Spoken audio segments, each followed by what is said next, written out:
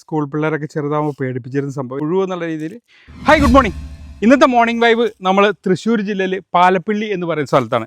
കുണ്ടായ estate ആണ്. കുണ്ടായ estate അത്യാവശ്യം എല്ലാവർക്കും അറിയുന്നതാണ്. കാരണം ആയിരക്കണക്കിന് ഏക്കറിൽ ഹാരിസൺ മലയാളത്തിൻ്റെ ഒരു വലിയ എസ്റ്റേറ്റാണ്.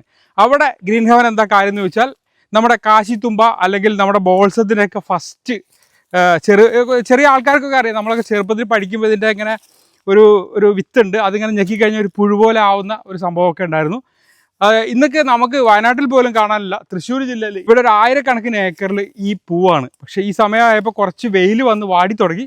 നല്ല മഴയത്ത് വരണമായിരുന്നു. ആ സമയത്ത് നമുക്ക് ചുരം പ്രശ്നമായത് എല്ലാവർക്കും അറിയാലോ. അപ്പോൾ അന്ന് മുതൽ വെയിറ്റ് ചെയ്ത് നിൽക്കുകയാണ്. പക്ഷേ വരാൻ സാധിച്ചത് ഇപ്പോഴാണ്.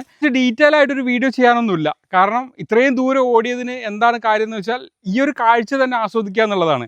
ഇതിൻ്റെ പ്രൊപ്പഗേഷൻ രീതി പറയാനില്ല. കാരണം ആരും നട്ടതല്ല, പ്രകൃതി തന്നെ നടന്നു. ഏതോ കാരണവശാൽ എങ്ങനെയോ ഇങ്ങനെ ഉണ്ടായി. അത് ഇത്രത്തോളം ഏക്കർ കണക്കിന് സ്ഥലത്തേക്ക് അല്ലെങ്കിൽ വ്യാപിച്ചു. ഓട്ടോമാറ്റിക് ആരും വ്യാപിപ്പിച്ചതല്ല, പ്രകൃതി തന്നെ വ്യാപിപ്പിച്ചാണ്.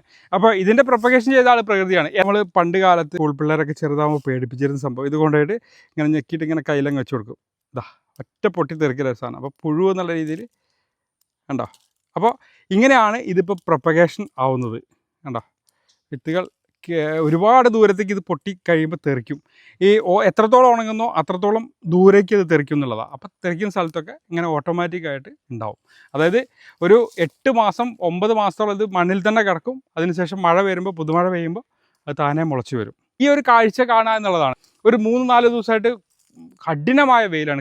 ചുരത്തിൻ്റെ ഒരു പ്രശ്നം സംഭവിച്ചുകൊണ്ടാണ്. അല്ലെങ്കിൽ നമ്മളിത് ആ മഴയത്ത് ഏറ്റവും പീക്ക് ടൈമിൽ തന്നെ നമ്മൾ വന്ന് ഷൂട്ട് ചെയ്തേനെ. നമുക്ക് കഴിയുമെങ്കിൽ നമ്മുടെ ഫാമിലി കൂടെ ഉണ്ടെങ്കിൽ നമ്മൾ അടുത്ത വർഷം ഇത് സെറ്റാവുന്ന സമയത്ത് നമ്മൾ വരും, അതേപോലെ ചെയ്യും. അപ്പോൾ എത്രത്തോളം ദൂരമാണെങ്കിലും, വീണ്ടും പറയുന്നു, എത്ര ദൂരമാണെങ്കിലും നമ്മൾ ഇത്തരം കാഴ്ചകൾ നമ്മുടെ ഫാമിലിയിലേക്ക് എത്തിക്കും. അപ്പോൾ എല്ലാവർക്കും നല്ലൊരു ദിവസം ആശംസിക്കുന്നു. Bye from green heaven.